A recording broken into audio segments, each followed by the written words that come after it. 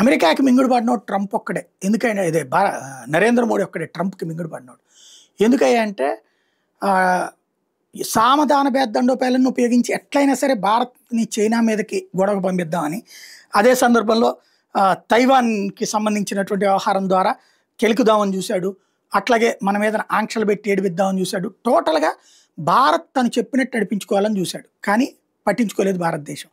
ఇక్కడ ట్రంప్ వాళ్ళ మెంటాలిటీ ఎట్లుంటుందంటే, ఇప్పుడు పాకిస్తాన్ని దగ్గరికి తీయడం ద్వారా మనల్ని కవ్విస్తాడు, లేదా మనల్ని డిగ్రేడ్ చేస్తాడు. దాంతో రాజకీయ అవసరాలు రీత్యా ట్రంప్తో స్నేహం ఉంటే నాకు ఓట్లు పడతాయి, ట్రంప్తో స్నేహం లేకపోతే నాకు ఓట్లు పడవని నరేంద్ర మోడీ ఇప్పుడు అర్జెంటుగా మార్చేసుకోవాలి తన లాయల్టీ. ట్రంప్ ఏం చెప్తే అది వినాలి, తద్వారా వాళ్ళ విత్తనాలు ఇక్కడ పెట్టాలా, మన రైతుల్ని సర్వనాశనం చేసి అలాగే చేయాలి. మరి అదే రాహుల్ ఉంటే జరిగిపోయి ఉండేది, ఎందుకంటే ఆల్ డీప్ స్టేట్ మాట అంటున్నాడు కాబట్టి. అదే ట్రంప్ వాళ్ళ వ్యవహార శైలి ఎట్టుంటుందో చూడండి. జూన్లో ఇరాన్ ఖతార్ మీద దాడి చేసింది. ఖతార్లో అమెరికా ఎయిర్ బేస్లు ఉంటాయి, కానీ ఇరాన్ దాడి చేసింది. ఇరాన్ అమెరికాకి పెద్ద శత్రువు, కానీ అమెరికా ఆపలేదు. అంటే ఏంటి? ఇరాన్తో తెర వెనకాల అమెరికాకు ఉండే సాన్నిహిత్యానికి సాక్ష్యం. ఎందుకంటే మొన్న కూడా ఇజ్రాయెల్ ఇరాన్ శాంతం అంతం చేసే టైంలో అమెరికా దూరిపోయి అంతం చేయకుండా ఆపింది. ఎందుకంటే ఇరాన్ అడ్డుపెట్టి అరబ్ దేశాలని తన కంట్రోల్లో ఉంచుకుంటుంది. ఇరాన్ అడ్డుపెట్టి ఆయిల్ ధరలు పెరగనీయకుండా కంట్రోల్లో పెట్టుకుంటుంది, తక్కువ రేటుకి వాడుకునేటటువంటి ప్రయత్నం చేస్తుంది. అది వాళ్ళ ఎత్తుగడ. అలాంటి ఇరాన్ చేతను మొన్న ఖతార్ మీద దాడి చేయించారు. అవే మాకేం సంబంధం లేదంటే, పైగా ఖతార్ మీద దాడిని ఖండిస్తుంది. అదే సందర్భంలో సెప్టెంబర్లో ఇజ్రాయెల్ ఖతార్ మీద దాడి చేసి దాన్ని అమెరికా ఖండించింది. వాస్తవంగా అమెరికన్ ఎయిర్ బేస్ దగ్గర నుంచినే వీళ్ళు ఆయిల్ కూడా వాడింది.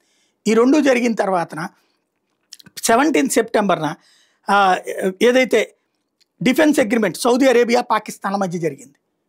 సౌదీ అరేబియాకి పాకిస్తాన్కి మధ్య సైన్యము ఇదంతా, అక్కడికి హౌతీ తీవ్రవాదులకు వ్యతిరేకంగా సైన్యాన్ని పంపించడం ఇదంతా జరిగింది.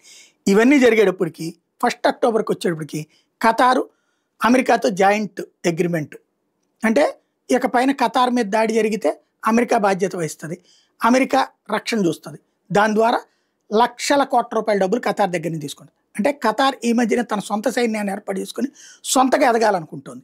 దాన్ని ఇప్పుడు ఈ విధంగా భయపెట్టి వాళ్ళ దగ్గర నుంచి డబ్బులు తింటాడు. జపాన్ ఈ రోజు వరకు సైన్యాన్ని పెట్టుకోలేదు. జపాన్కి సంబంధించినటువంటి డబ్బులు, జపాన్ని రక్షించే బాధ్యత అంటూ అమెరికా తీసుకుని డబ్బులు విపరీతంగా తింటూ ఉంటుంది. తెరాజు వస్తే చైనా వచ్చి వాళ్ళకి సంబంధించినటువంటి దీవులు, సుంకోసి దీవులు లాక్కోవడానికి ప్రయత్నించినటువంటి సందర్భంలో కాపాడింది కూడా లేదు. అమెరికాని నమ్ముకుంటే చివరికి తీసుకెళ్ళి ముంచుతుంది. మనల్ని భయపెట్టి మన చేత ఏ పనైనా చేయించేది ఒక్క భారత్లోనే వర్కౌట్ కాల.